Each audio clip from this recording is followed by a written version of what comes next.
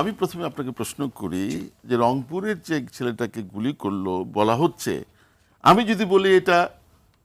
Made এবং ইট ওয়াজ এ part of A media কু, no no no, এই যে এটা কি ভিডিওটা এরকম যে আমার পুরো ভিডিও ফ্রেমের মধ্যে, ক্যামেরার ফ্রেমের মধ্যে পুলিশ গুলি করছে আর ওই বুক পেতে নো। আমি আপনাকে বলি এই টোটাল রাষ্ট্রবিরোধী ষড়যন্ত্রের সাথে 700 থেকে 800 কোটি টাকা। আপনি বললেন আপনি একজন সিনিয়র সাংবাদিক, আপনার প্রতি শতভাগ রেসপেক্ট আছে, কিন্তু আপনি বললেন তদন্ত সাপেক্ষে কারা করলে,